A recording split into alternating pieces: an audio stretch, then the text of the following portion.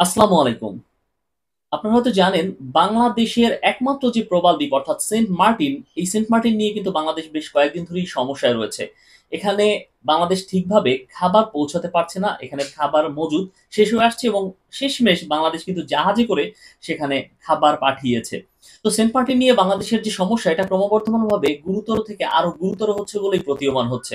কারণ যখনই বাংলাদেশ থেকে কোনো জাহাজ ঐদিকে যাওয়ার চেষ্টা করছে তখনই এইসব জাহাজ বা এইসব বোটে সরাসরি গুলি চালানো হচ্ছে মিয়ানমার থেকে। আর মিয়ানমারে কিন্তু এখন যুদ্ধ চলছে। তাদের দেশের সামরিক সরকার এবং তাদের দেশের বিভিন্ন বাহিনীর সঙ্গে তুমুল লড়াই চলছে। এর প্রেক্ষাপটে গুলি চলতেই পারে। তবে সেটা ২-১ টি বিচ্ছিন্ন ঘটনা হলে ঠিক ছিল। কিন্তু ক্রমাগতভাবে যখনই কোনো জাহাজ বা যখনই কোনো বোট যাবে, সেখান থেকেই বাংলাদেশের উপর গুলি চালানো হবে, এটা কিন্তু যথেষ্ট অ্যালার্মিং একটি বিষয়। তাছাড়া কয়েকদিন আগে আমাদের দেশের মাননীয় প্রধানমন্ত্রী সরাসরি জানিয়েছিলেন যে আমাদের জলসীমায় কোনো একটি রাষ্ট্র ঘাঁটি গড়তে চাচ্ছে এবং তার এই বক্তব্যের পরই মিয়ানমারের পক্ষ থেকে এমন ধরনের কার্যক্রম এটা সত্যি আমাদের সার্বভৌমত্বকে প্রশ্নের মুখে ফেলে। তাহলে কি আমরা আন্তর্জাতিক চক্রান্তের শিকার হচ্ছি? আমাদের সার্বভৌমত্ব কি হুমকির মুখে?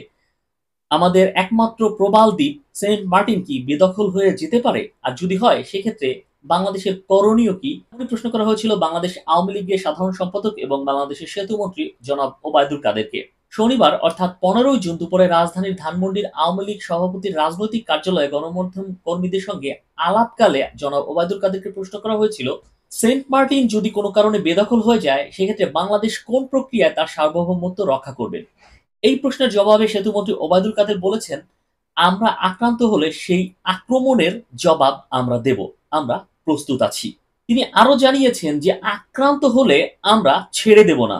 আমরা আক্রমণ করব না, কিন্তু আমাদের প্রস্তুতি রয়েছে। অর্থাৎ বাংলাদেশ আগ বাড়িয়ে যুদ্ধ বাঁধুক এমন কোনো কার্যক্রম চলতে যায় না। যেমনটা আমরা আগেও বাংলাদেশের সঙ্গে দেখেছি। এর আগেও কিন্তু যখন রোহিঙ্গাদেরকে বাংলাদেশে প্রবেশ করানো হয়েছিল, সে সময় বাংলাদেশের আকাশসীমা বেশ কয়েকবার লঙ্ঘন করেছিল মিয়ানমারের সেনাবাহিনী। তখন বাংলাদেশের সাধারণ জনতা কিন্তু চেয়েছিল যে মিয়ানমারের এই যে জঘন্য ধরনের বা ঔদ্ধত্যপূর্ণ আচরণ এর যথাযথ জবাব যেন বাংলাদেশ দেয়। তবে বাংলাদেশ কিন্তু তখন সংযম দেখিয়েছে এবং যার ফলেই হয়তো একটি সম্ভাব্য যুদ্ধ বাংলাদেশ এড়িয়ে যেতে পেরেছিল। কিন্তু আল্টিমেটলি কিন্তু রোহিঙ্গাদের বোঝা আমাদের ঘাড়ের উপর উঠে এসেছে, যেটাকে এখনো আমরা বহন করে চলেছি। তো মিয়ানমারের পক্ষ থেকে আবারও যে ঔদ্ধত্যপূর্ণ এবং অগ্রহণযোগ্য আচরণ বাংলাদেশের সঙ্গে করা হচ্ছে, বিশেষ করে বাংলাদেশের প্রবাল যে দ্বীপ, একমাত্র প্রবাল দ্বীপে যাতায়াত করার সময় যেকোনো বোটের দিকে তারা যে আক্রমণ করছে, এরপরেও বাংলাদেশ জানিয়েছে যে আমরা আগ বাড়িয়ে কোনো আক্রমণ করতে যাব না বা আমরা যুদ্ধ চাই না। কিন্তু বাংলাদেশকে যদি আক্রমণ করা হয় বা বাংলাদেশের এই একমাত্র প্রবাল দ্বীপকে যদি বেদখল করার চেষ্টা করা হয়, তাহলে এর সর্বাত্মক কিভাবে জবাব দিতে হয় তার জন্য আমরা সর্বাত্মকভাবেই প্রস্তুত রয়েছি। অর্থাৎ বাংলাদেশ আগ বাড়িয়ে কিছু বলতে যাবে না, কিন্তু তাকে যদি উল্টোপাল্টা কিছু বলা হয় তাহলে ছেড়ে কথা বলবে না বাংলাদেশ। এবং বাংলাদেশের সামরিক সক্ষমতা মিয়ানমারের তুলনায় কতটুকু এটা কিন্তু নাফ নদী নিয়ে বাংলাদেশ এবং মিয়ানমারের মধ্যে যখন ঝামেলা হয়েছিল তখন হাড়ে টের পেয়েছিল মিয়ানমারের সেনারা। তিনি আরো জানিয়েছেন মিয়ানমারের অভ্যন্তরে বর্তমান যে পরিস্থিতি চলছে তাদের সে আভ্যন্তরীণ সংকটের ভুক্তভোগী যদি আমরা হই তাহলে সেটা সত্যি দুঃখজনক। তাদের সেখানে এখন সামরিক শাসক রয়েছে। আমরা আলাপ আলোচনার মাধ্যমে পরিস্থিতি সমাধানের চেষ্টা করছি, যাতে যুদ্ধ পরিহার করা যায়। তবে বাংলাদেশ যদি আক্রান্ত হয় তাহলে এই আক্রমণের যথাযথ জবাব বাংলাদেশ দেবে। বাংলাদেশকে এক্ষেত্রে খাটো করে দেখার কোনো সুযোগ নেই বলেও তিনি স্পষ্ট করে জানিয়েছেন। তো আমরাও সর্বাত্মকভাবে চাই বাংলাদেশের বর্তমান যে পরিস্থিতি, এই পরিস্থিতিতে যুদ্ধের মতো কোনো বিষয়ের সঙ্গে বাংলাদেশ যেন কোনোভাবেই জড়িয়ে না পড়ে। আর প্রধানমন্ত্রীর কথা থেকে কিন্তু আমরা স্পষ্টভাবে বুঝতে পেরেছি যে বাংলাদেশ আন্তর্জাতিক বিভিন্ন ষড়যন্ত্রের চাপের মধ্যে রয়েছে। যেকোনো মুহূর্তেই যেকোনো বড় দেশ বাংলাদেশকে তাদের ষড়যন্ত্রের জালে ফেলতে চেষ্টা করতে পারে।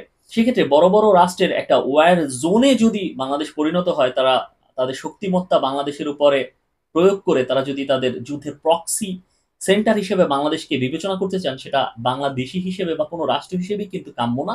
কারণ তাহলে বাংলাদেশের মতো যে ছোট দেশ তা কিন্তু সম্পূর্ণভাবেই ধ্বংস হয়ে যাবে। বিশেষ করে তাদের অর্থনীতি সহ সবকিছুই একদম ধ্বংসের শেষ সীমায় চলে যাবে, যেটা কখনোই কাম্য না। তো আমরা চাই সকল ধরনের রাজনৈতিক এবং আন্তর্জাতিক চক্রান্ত থেকে বাংলাদেশ দূরে থাকুক। তবে গায়ে পড়ে যদি কেউ আক্রমণ করেই বসে সেক্ষেত্রে কিন্তু ছেড়ে দেওয়ার আর কোনো অবকাশ থাকবে না। সেক্ষেত্রে আমাদেরকে পাল্টা জবাব দিতেই হবে। যার জন্য প্রস্তুত আছে বাংলাদেশ সেনাবাহিনী সহ বাংলাদেশের সকল বাহিনী। তো আশা করি আল্লাহ আমাদের এই ধরনের বিপদ থেকে রক্ষা করবেন। এই প্রত্যাশা মতো এ পর্যন্তই। আসসালামু আলাইকুম।